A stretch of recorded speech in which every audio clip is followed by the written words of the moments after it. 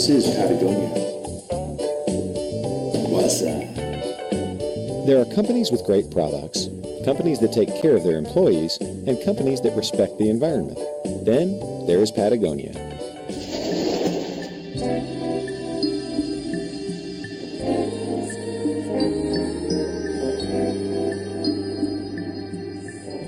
Patagonia is repeatedly voted one of the best companies to work at and one of the best companies for working mothers. So a lot of people want to get in. When they do the occasional hire, they want to make absolutely sure that the candidate is a good fit. As Patagonia founder Yvon Chouinard observes, we don't want to hire anyone we wouldn't want to have dinner with. It's critical that our employees, whether they're new hires or long-standing employees, are completely in line with our philosophy and values. And it rarely happens that someone slips through the interview process that isn't lined up in that way. In fact, Patagonia does very little traditional recruiting. It doesn't have to, since it has one of the lowest turnover rates in its industry, about 4% annually. We're very fortunate because we have an employee base that has very low turnover. So when people get hired at Patagonia, it seems to be a place where they want to remain for a long time. Interviewing at Patagonia is multifaceted. Some aspects are what you would traditionally find at an organization, involving reviewing resumes that come in for an open job, culling out the ones that don't meet the basic qualifications, and then subsequently doing phone interviews and in-person interviews.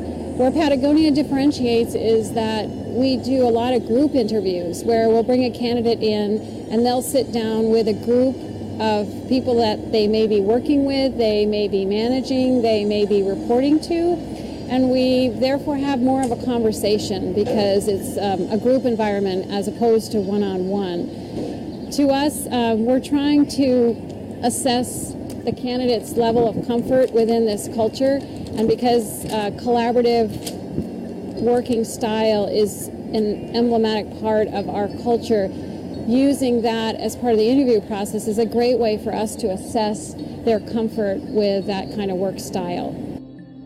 Patagonia looks for people that have backgrounds in outdoor activities like hiking, climbing, and surfing, but who are also passionate about other things as well, like cooking or playing music. Their extensive group interviews and background analyses seek to glean those people who are fanatical about preserving and protecting the environment from those who merely enjoy nature. So Patagonia's commitment to the environment is at the very core of our company. And if you look at our mission statement, it doesn't mention anything about apparel. It's only about resolving environmental issues. The return on investments with environmental protocols actually is a much more efficient way of doing business from a cost standpoint as well.